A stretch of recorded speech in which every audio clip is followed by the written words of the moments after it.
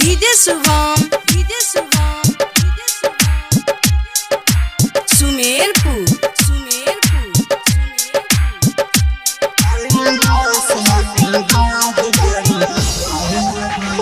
कैसन होला हो प्यार सिखावे लागली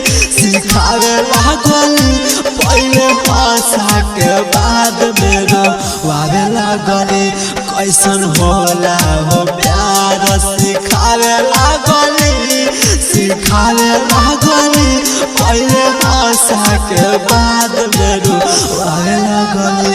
कैसन होला हो प्यार। डीजे शुभम स्टार संगीत रिकॉर्डिंग स्टूडियो अरेराज सुमेरपुर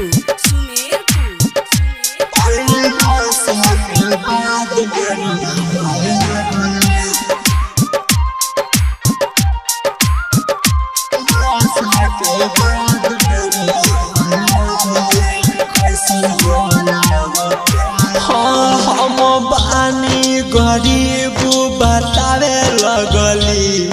अरे बेवफा हम बानी गरीब बतावे लगली। अपना लेवल के मुजारा सुनावे लगली।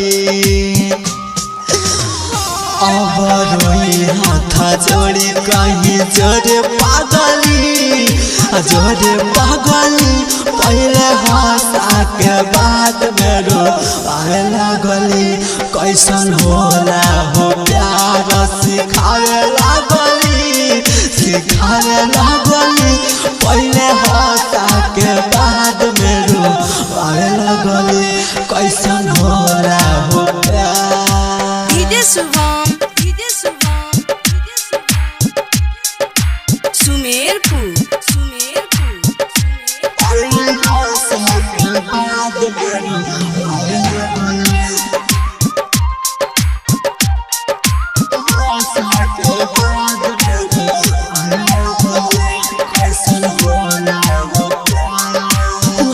धन दौलत के पीछे अंधा बड़ी।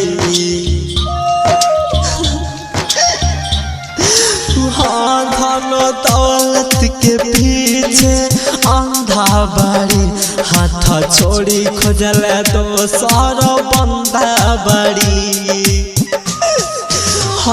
लोर भारती निराला के बहावे लागली पहले भाषा के बाद में रोवावे लागली। कैसन होला हो प्यार सिखावे लागली पहले भाषा के बाद में रोवावे लागली। कैसन होला हो प्यार। स्टार संगीत रिकॉर्डिंग स्टूडियो अरेराज।